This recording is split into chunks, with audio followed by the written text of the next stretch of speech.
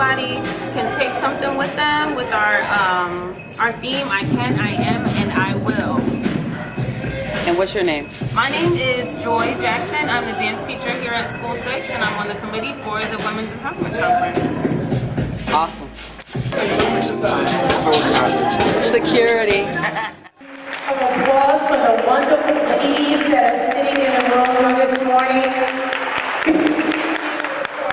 I want to thank you for taking your Saturday, because Saturday is going to be time to get our hair done, our nails done, that type of thing. So we want to thank you for coming out to just share so we can have some empowerment on this morning. And that's not the last stop, because you still can be all you can be. I remember working at POWERHOUSE, and I always tell the story to people. And we went to lunch, and that's when I got promoted to be in this engineering department. And I'm not an engineer. I don't like math. I do it, but I don't like math. But we were in we went to lunch at Freeland's. I'll never forget it, like yesterday. And so we're sitting around the table, so everybody around the room is sharing their degrees. This one, double masters from Cornell. This one went to Yale. This one, NYU. And I'm sitting in the group, and the only place I had went at that moment was the PCCC, downtown Paterson. So I'm waiting, you know, but to get to my turn, and I'm like saying in my head, do I have to make up something, you know, to kind of fit in? Because they have like doctorates and double masters and all this stuff. And I'm sitting around the circle like, what am I going to say? Like, it was like 15 of us. So by the time it got to me, lunch was over. So I was like, oh, thank God, like lunch is over, right? Like, it's over. You know, I was so grateful for it. But then what that did for me, it pushed me to further my education. Because I said, the next time I sit around the table with any group, I'm going to be able to say, I went to another school, or I achieved this. So that was what pushed me. The question has to be for you, what pushes you? What pushes you to learn? What pushes you to achieve more? What pushes you to be great? So here's an illustration. So we have, what's your name? Sheila. Come here, Sheila. So this is Sheila, right? So we can say that Sheila is great, right? So let's say it. Sheila is great, right? Sheila's great. So just because we say she's great, does that really mean she's great? No. True greatness is not measured by you saying you're great, but how many people you make great. So now that Sheila was sitting amongst everybody, I pulled Sheila out. Now she's in the front. Now what Sheila has to do is go and get someone else and pull them out. Anybody, just pick. Right? And so now, what's your name? Ashley. Ashley. So now, not only is Sheila great, right? Now, Ashley is great. Goes into a toxic bank, really. So this is what a healthy colon looks like. And actually, none of us have that, unless you're a really newborn baby. And then, you know, we start giving them the junk, and then they start filling up and getting constipated. One of the things about having a healthy colon means that you're actually going to the bathroom every single day. How many people in here go to the bathroom every day? Very good. How many people go when they first get up in the morning? That's usually because you have like a break. That's why they call it breakfast, because you have a fast in between there. Okay, when you go to bed, you're not eating anything unless you're sleepwalking, then you wake up and you go to the refrigerator. Like some people have their snacks on the side of the night bed. Yeah, you know, the side of the bed. Let's try not to do that. But you know, when you eat late at night, you're actually going to gain more weight because it's nowhere for it to go. By the time it starts digesting in the system, and it needs to break down and go through the stomach, and if you don't have enough enzymes in your system or probiotics, it's really not getting broken down. That's when you become constipated. That's when you start gaining weight. And I'm going to show you a picture. It's not real pretty, but it's very factual. The last one is Mr. Anthony Brooks. That's why I say, right here, right now, you ladies begin to make the change, you will see a big difference in your life. Regardless as to where you are in your life. Regardless of how much money you have in the bank, how much money you make, it doesn't matter. It is a mindset. It's a mindset. Don't let anybody fool you. It doesn't matter. I sat out with professional athletes that make millions of dollars. Some starting off in their career, and I helped them get set up, and I talked to some that I met at the end of their career. They say, man, I wish I had met you 10 years ago.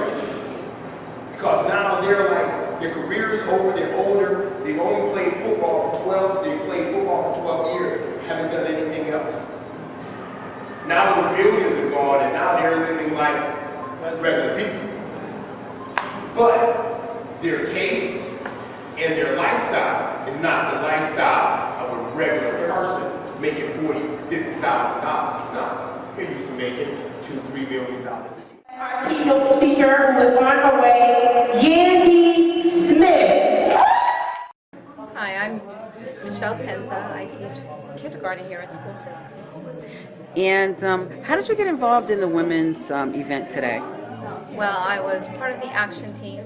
I was asked to join last year. I thought it was great for teachers to become a part of the action team, and someone actually suggested, and so here I am. So how long have you been teaching? I started teaching in 2002. I've been here at School 6. This is my 4th year. Wow. So what made you come to this school? Well, actually, I came here from School 8, and School 6 had not a very good reputation, so I didn't know what to expect when I walked in the door, but it was lovely. The kids are kids, and it really, the staff was welcoming and warm, and it really was. It was a wonderful place, and I felt right at home right away. I'm a parent of School 6. My child been in the school since kindergarten, now he's in 2nd grade. Me as a parent, I'm on the PTO organization. This is parent-teacher organization. What we're trying to do is have parents come out and support the school and support the teachers, and we also support each other as parents. You don't have to be a parent to come to the school. We are a community school, so if you like to join, just come up and stop at the security desk or stop at the office and tell me you want to get involved with the PTO. What made you get involved as a parent? Like, were you involved at first, or? I was always involved because my daughter was in school 28. Unfortunately, she's 21 now, but I've always been involved in my kids' education. Mm-hmm. You have a daughter that's 21. Yes. You look like you're 21. Okay. Yeah. How old is your son? He's 7. Wow. We're 14 years apart. Oh my goodness. Okay. Well, give me your name one more time. My name is Desiree King. Okay. A parent of School 6. Thank you. All right. Thank you. My name is Stephanie Couillard. I work at Alexander Hamilton Academy here in Paterson, New Jersey, and I am the parent liaison there. So, how did you come to be at this event? What? Well, Mr. Scott asked me to be a part of it. Reason being is that I myself found myself in a very hard predicament last year. Me and my children were homeless, and I was jobless and homeless, and without any knowledge of where to go and what to do. Eventually, through the CWET program with Work First, I wound up being a volunteer at Paterson Board of Ed. From there, they wound up hiring me, and that's how I came to know Mr. Scott.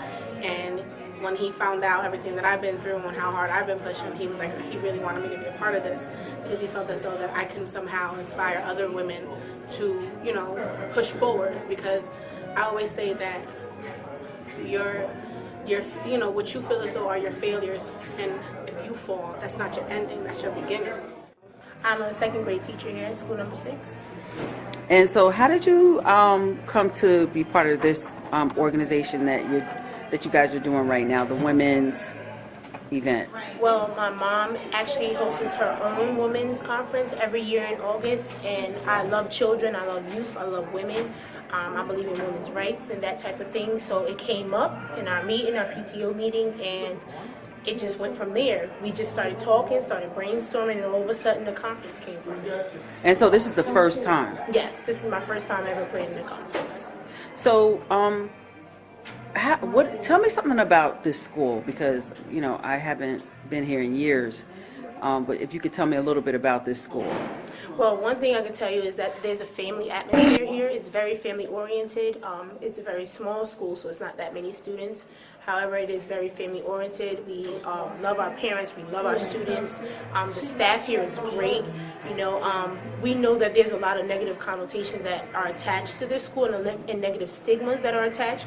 But the teachers that represent this school, we don't believe in those stigmas. We believe that every child has a chance to learn, and every child has a chance to strive to be whatever they want to become.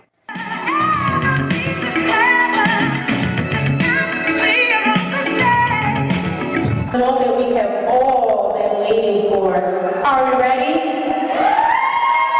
Are we ready? Okay, I don't think we're ready. Okay, so remember all the things that you've learned thus far. You've learned how to be education and career ready. You've learned how to keep your bodies safe, healthy, and make sure that you love yourself inside and out. And you've learned that financial literacy is the way to go. But now we have our keynote speaker who is going to stick to our theme of I can, I am, and I definitely will. Our keynote speaker, if you can just listen to her bio, is none other than Yandy Smith. Yandy Smith is one of today's most sought after entertainment powerhouses. Equipped with over a decade of industry experiences, the media legal, entrepreneur, and television personality is not only well respected and loved among peers, but serves as an inspiration and living proof of attainable success for many. Working alongside the likes of L&HH, 50 Cent,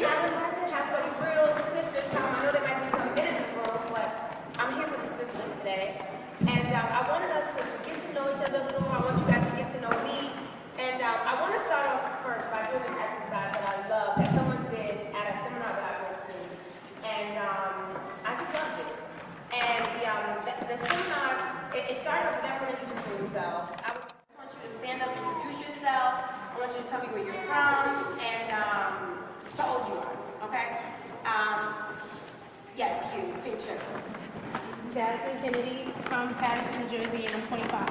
Hi, Jasmine.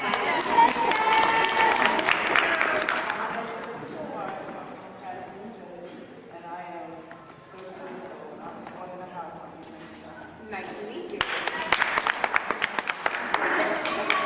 Hi, y'all. I'm from Paterson, New Jersey, and I'm 23. In the middle of two babies, you get one looking back. Yeah, you. Please stand up, please. Okay, so I can hear you.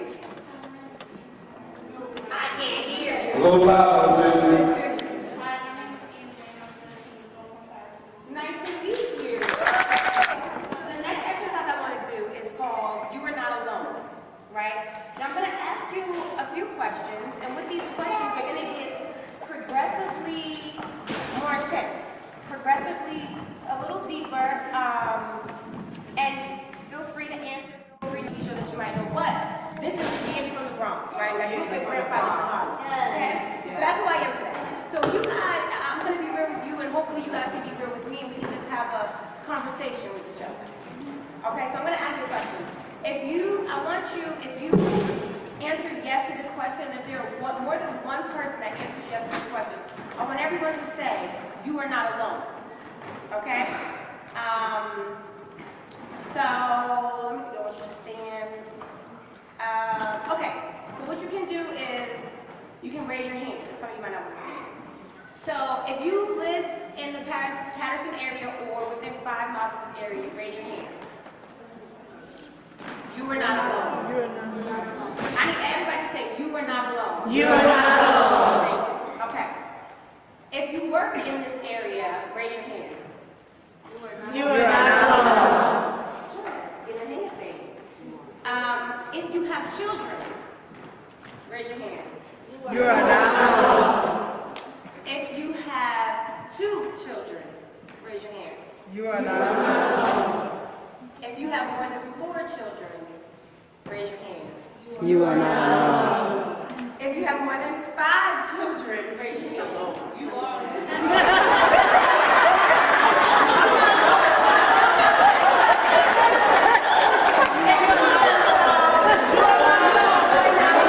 You are not alone. You are not alone. Okay? If any of you are with the fathers of your children, raise your hand. You are not alone. Yes, I'm so proud. If any of you are doing this 100% by yourself and you're so proud, raise your hand. You are not alone. Right. You can definitely applaud that. If any of you don't like the fact that you're doing it by yourself, raise your hand. You are not alone. You are not alone. If any of you have been heartbroken by some of these men, raise your hand. You are not alone. You're not alone. If any of you have been physically abused, mentally abused, socially abused, sexually abused by some of these people in your life, some of these men, raise your hand. You are not alone. If any of you feel like you've been broken, you've been defeated, you've been down and sometimes don't know how to get back up from it, raise your hand. You are You're not alone. Not alone. And with these questions, I want you guys to kind of look around and see who you're amongst and who have been through some of these things.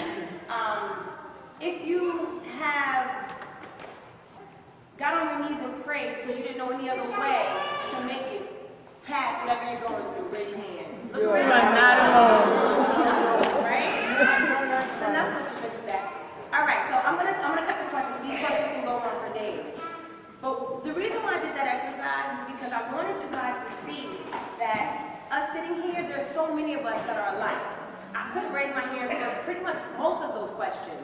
Aside, I don't have more than 5 children, but for most of them, I could have raised my hand. And as you can see, a lot of these women here raised their hand for them. And it's important for us to know as women, as sisters, as mothers, as friends, that we're not alone. A lot of times when we're going through a lot of the different things we're going through, we feel alone. We feel like there's no one else in the world that's been through what I'm going through. So let me just stay in my shell. But as you can see, you sat next to a woman that's probably been through or close to what you've been through. So one of the main things for me that I've learned throughout my life is that sisterhood is so very important. Sometimes you need that one girlfriend or that couple of girlfriends that you can turn to that's going to keep it real with you, that's going to tell you that you're dead wrong, that's going to tell you, nah, he was wrong, I got your back, where you at? That's going to say, oh, she was wrong, she did you wrong, and she did me wrong, so we're going to find her too. And then sometimes you need that sister to say, no, you're dead wrong, and you need to get it together. And I think that it's important for us to actually build that group of women around us.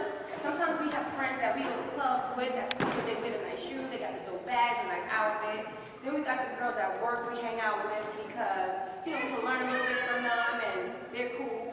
But we don't always have around us that sisterhood that we need. And a lot of times, that is why we go through a lot of things we go through because we don't have a good support system. Society always tells us that, women, they're backstabbers. Watch her around your man, and, she ain't nothing, and, she probably talking about you and smiling in your face. So a lot of us say, I don't keep girlfriends. I got, I keep guys. I don't really do girls too much. We've all said it. And I think that it's time that we're adults in here. My sister that's 13 right now, society even says she's an adult. And And, it's time for us to start teaching our children. It's time for us, for ourselves, to break those chains where you feel like, I can't be cool with girls because girls ain't right. You be that girl that is right. You be that girl that makes people with your friends' man. You be that girl that